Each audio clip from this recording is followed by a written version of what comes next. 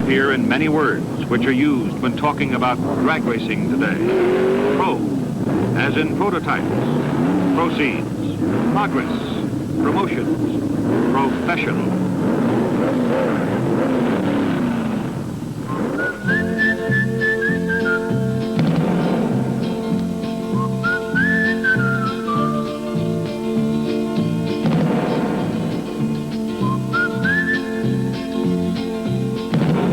Having a schedule which boasts of nearly 20 national events, drag racing is now being referred to as the sport of the 70s.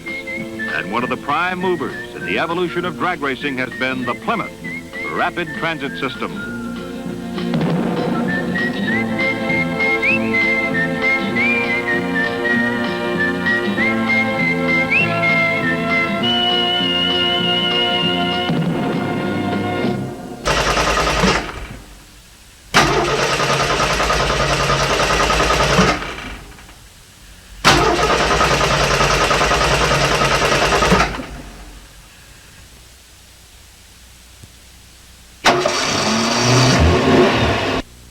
What's it like to be a full-time drag racer? To be sure, it's not all big checks and trophy queens. There's a lot of hard work and heartbreaks in between. Let's hear the story from some of Plymouth's pros. You get up at 6 o'clock in the morning, you go out to the track tomorrow, and you run all day, and then you come back tomorrow afternoon, and you work, till late tomorrow night, or maybe all night, making sure that everything's ready to go back again Saturday. And it's not just a 9-to-5 job, that's for sure. But we enjoy it, right? That's right. I think it was 2 years ago that I decided I was either going to do better or quit. Because the hours I put in, if I would pick another profession, I would have to make as much money, maybe more, for less hours. You put all that you have into it, put all of your energy and all of your money and your time into it to make it, make your car run as good as what it can, to make your car look as good as what it can. Sometimes I tend to psych myself out by worrying about the clutch and worrying about the motor, and that's what I constantly think about, just the whole machine. All pros in a tough game called the sport of the 70s. A sport which traces its origin to the wastelands of Southern California. There it was nurtured carefully by tough sportsmen.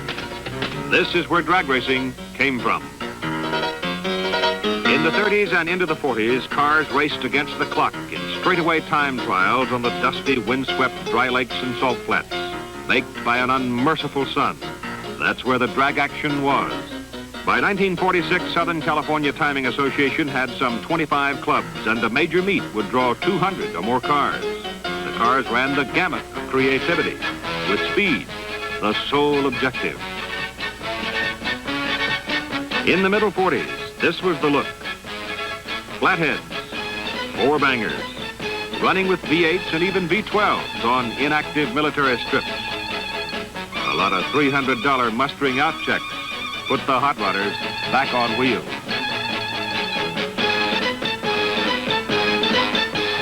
Then came men like Stu Hilburn, magicians with carburetors, camshafts, fuel, and the like, some real motor science. They tamed the V8s, added streamlined chassis, and proceeded to break the 150-mile-an-hour barrier. By the middle 50s, drag racing had its basic ground rules and definitions. An acceleration contest over a quarter-mile distance from a standing start. A single car run or a competitive run between two cars.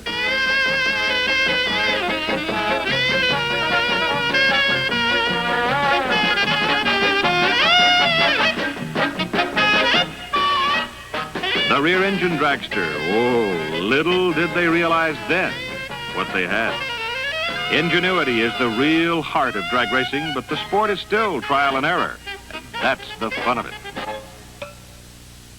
In 1951, the first Chrysler Hemi engine came on the scene. It took a couple of years to harness the power of this giant of an engine, but most of the pros realized then it could be the foundation power plant for years to come.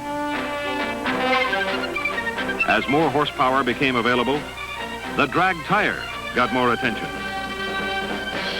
By 1959, Jack Christman really going after the speed records. 181 miles an hour. The stock cars were given their own class. Drag racing had moved to a new era. By 1963, the stock car had its place. The grandstands, a population explosion. And in the NHRA Nationals, it's a pair of super stock wedges for the championship.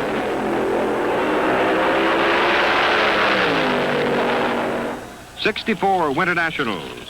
Ever the innovator, Don Garlitz relied on penny power to propel his winged racer to a AA fuel win. 1966, again Pomona. A tough team comes in from North Carolina. Ronnie Sox driver, Buddy Martin team manager, Jake King, master engine builder. This the meet in which Shirley Shahan becomes the first woman ever to win a major drag racing championship as she defeats Joe Smith in another Penny Plymouth and takes the super stock title. 1967, Thunder Valley, Bristol, Tennessee. National Hot Rod Association Spring Nationals. Even more professionalism obvious. The best drag equipment ever. Like this sleek Plymouth with Ronnie Sox drag. In the other lane, Ron Mancini.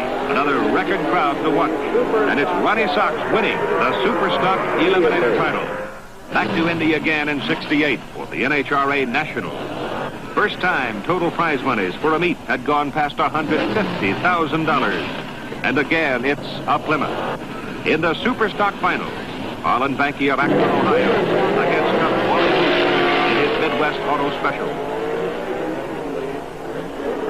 As Arlen Banky, Super Stock leads.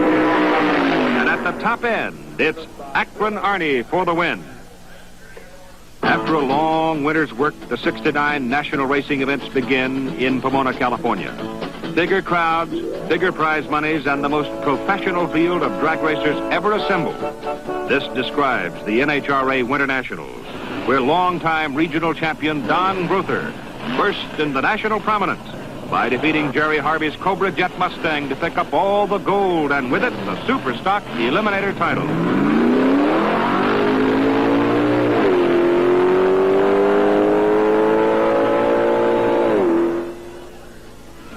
On to Phoenix, Beeline Dragway, the site of the American Hot Rod Association's Winter Nationals. It is here that Ronnie Sox is honored by AHRA President Jim Tice as the association's Driver of the Year. As if to prove that this award is in the right hands, Sox proceeds to win top stock eliminator honors in his fleet Penny Roadrunner, storming by this Mustang with a strong pop-in charge.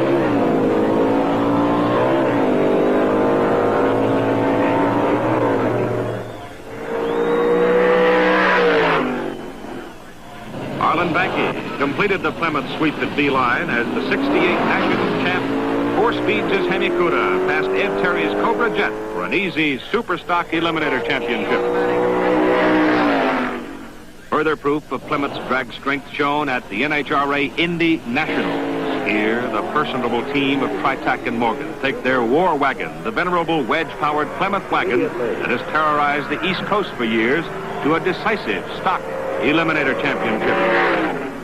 The red, white, and blue Cuda of Sox and Martin backs up the Super Stock Eliminator crown they won at the '69 Spring Nationals by once again defeating the strongest Super Stocks in the nation to pick up a second major Eliminator crown for the year. A figure that would grow to 3 before too long, as the popular Burlington, North Carolina would go on to win the NHRA World Point Finals at Dallas later in the year. In Top Fuel, Don the Snake Prudhomme was a picture of consistency as he notched his second Indy National Top Fuel Eliminator title in his Plymouth-powered Digger. He outran Kelly Brown for the big win. He would not have made it this far without a strong assist from the weatherman. A brief rain shower gave him the time necessary to replace a broken engine between rounds. 1970 has been referred to as the Super Season, as NHRA expanded its schedule of national events to 7, and AHRA instituted its 10-race Grand American Championship. The crowds were bigger than ever. The purses were too, and a new class of cars, the Pro Stocks, emerged, bringing the fans to their feet whenever they ran. From Plymouth's point of view, 1970 was truly a super season, as notables like Sachs and Martin, Don Grother, Arlen Banky, and Don Prudhomme carried the Rapid Transit System's colors to the winner's circle again and again and again. At Indianapolis, the Pro Stock Eliminator Final saw Arlen Banky racing Sachs and Martin in an all-Hemi Duster contest.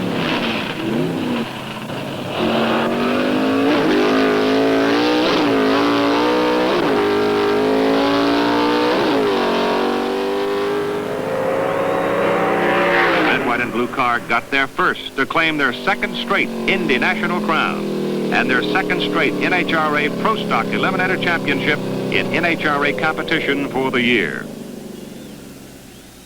The Snake, Don Prudhomme, one of the most intense competitors in drag racing today, picked up his third Indy Nationals Fuel Eliminator title by defeating Jim Nickel in the final run.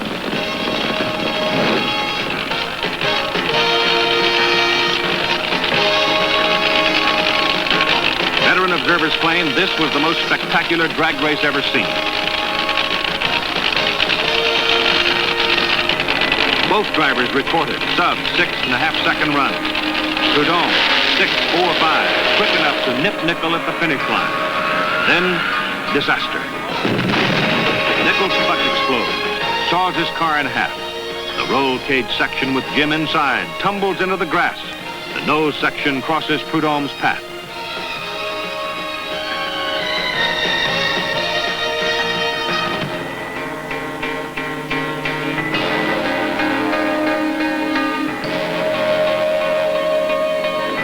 The moments after were a time for real soul searching.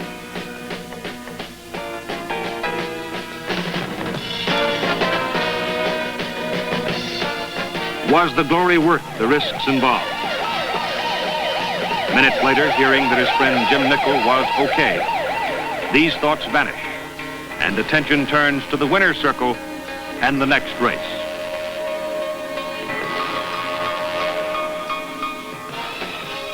Ontario, California, the NHRA Super National, the last event on the 1970 national racing schedule.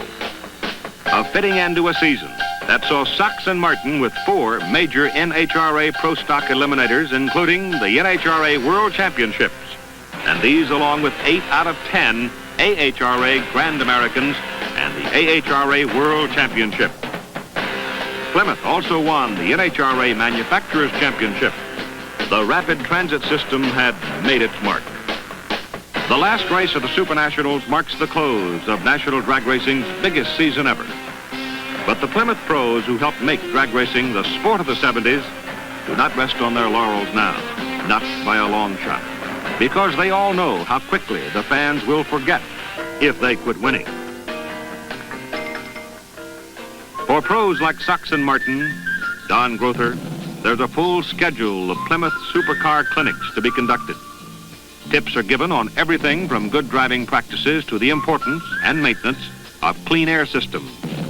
In short, this essential element in Plymouth's Rapid Transit System delivers the kind of knowledge it takes to make a guy a winner anywhere. Meanwhile, there's new race cars to be built for the upcoming season. And if that's not enough to keep everybody busy, there's a continuous program of test and evaluation for new parts and technology. While craftsmen like Jake King or Joe Smith are busy helping prepare new mounts for Sachs and Martin and Don Grother, they too are determining the advantages of new manifold configurations, carburetors, cylinder heads, and the like. Engineers are hard at work on drawing boards, in dyno rooms, at racetracks across the country, trying to get that competitive edge which will keep Plymouth on top. That's Plymouth's system at work, not just developing the products needed to build winners, but also making these products available. Before 3 months, and to the racers perhaps it seemed like 3 weeks are up, it's the start of the 1971 racing season.